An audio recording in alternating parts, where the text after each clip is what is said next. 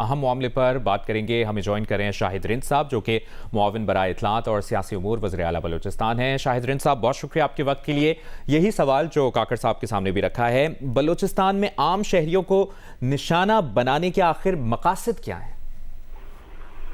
دیکھیں, بلوچستان جو جس صورتحال کا سامنا ہے, ابھی میں کاکڑ صاحب کو سن رہا تھا, اس سے زیادہ کلیئرٹی کے ساتھ اگر ہم پچھلے گزشتہ 2 دہائیوں کو دیکھتے ہیں, 2 دہائیوں کی دہشت گردی کو دیکھتے ہیں, اس دہشت گردی میں ہمیں جو سب سے بڑا problem being a son of soil یا بینگ اے بلوچستانی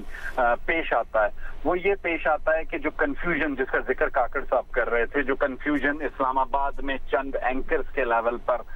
چند پولیٹیشینز کے لیول پر, اور مجھے بڑا کھل کر کہنے دیجئے چند قوم پرست سیاستدان جو ہے وہ اس کنفیوژن کو اس حد تک کریٹ کرتے ہیں کہ آپ کی جو نیشنل لیول کی لیڈرشپ ہوتی ہے وہ بھی کسی حد تک ان کی باتوں میں سے کنونس ہو جاتی ہے, جس کے نتیجے میں اس کنفیوژن کا جو فائدہ ہے وہ اٹھاتے ہیں یہ دہشت گرد. اور اب میں آپ کو اس کی ایک چھوٹی سی مثال دوں گا. 2013 سے 18 تک کے جو فگرز ہیں ٹیررزم کے, آج ان کو آپ سرچ کر لیں. جس وقت سرفراز بگٹی بلوچستان کے وزیر داخلہ تھے تو آپ کو دہشت گردی کا جو یہ گراف ہے وہ 2013 سے 18 تک نیچے جاتا ہوا دکھائی دے گا, کیونکہ کلیئرٹی کے ساتھ انہوں نے ایک چیز کو لیڈ کیا کہ دہشت گردی کے خلاف جو جنگ ہے, جو ان کی کیپیسٹی اس وقت بطور وزیر داخلہ تھی, کیونکہ لازمی سی بات ہے وہ گورنمنٹ میں ایک منسٹر کے طور پہ کام کر رہے تھے, ڈاکٹر مالک ان کے چیف منسٹر تھے, جتنی ان کو چیزوں کی لبرٹی تھی, جن چیزوں کو وہ لیڈ کر سکے انہوں نے لیڈ کیا. میرا خیال ہے اس کے بعد آج ایک بار پھر 2024 میں جب سرفراز بگٹی کو یہ صوبہ لیڈ کرنے کا موقع ملا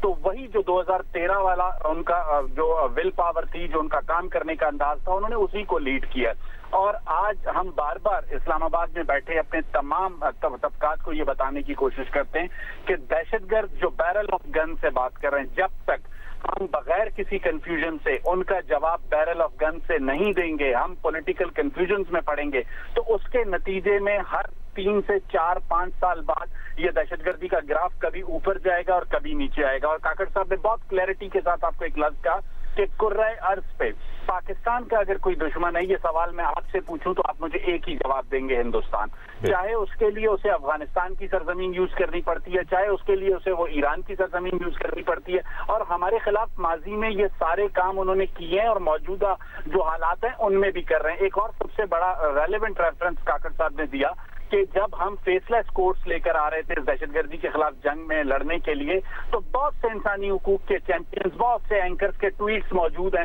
جنہوں نے اس پہ کرٹیسزم کیا. لیکن آج آپ کو یہ اندازہ ہو رہا ہوگا کہ ایک جج صاحب انہیں صرف اس لیے نشانہ بنایا جاتا ہے کہ وہ جوڈیشل فرٹرنیٹی سے ہیں, وہ جوڈیشری سے ان کا تعلق ہے, گو کہ جو سزا ہوئی ہے وہ تو کوئٹہ میں ہوئی ہے بی وائی سی کی لیڈرشپ کو, لیکن جج کو کہاں نشانہ بنایا جا رہا ہے؟ مفتونگ میں. بیسیکلی دہشت گرد یہ پیغام دینا چاہتے ہیں کہ اگر آپ ہمارے خلاف فیصلے دیں گے تو ہم آپ کو نشانہ بنائیں گے. تو آج میرا خیال ہے وہ جو فیس لیس کورٹس کے جو فیصلے تھے جو حکومت لے رہی تھی, جن پر کرٹیسزم تھی بہت سے لوگوں کی جانب سے, وہ آج ویلڈ ثابت ہوئے اس واقعے کے بعد. اور یہ افسوسناک واقعہ ہے, یہ نہیں ہونا چاہیے تھا. چیف منسٹر نے اس کی انکوائری کے آرڈرز کر دیے ہیں, تمام چیزوں کو مد نظر رکھتے ہوئے فیصلے کیے جائیں گے, اور اگر اس میں کوئی کہیں پہ کسی کی کوتاہی ہوئی اسے اسپیئر نہیں کیا جائے گا. لیکن ہمیں یہ سمجھنا ہوگا کہ اس جنگ میں صرف چیف منسٹر بلوچستان نے لیڈ نہیں کرنا, صرف گورنمنٹ آف بلوچستان نے لیڈ نہیں کرنا. یہ جنگ پہلے دن سے ہم کہہ رہے ہیں پولیٹیکل اونرشپ کے ساتھ اس معاشرے کو لڑنی ہوگی, اس کے بغیر آپ اس دہشت گردی کے ناسور سے جان نہیں چھڑا سکتے. بہت شکریہ آپ کا شاہد رند صاحب, آپ نے جیو نیوز کو وقت دیا.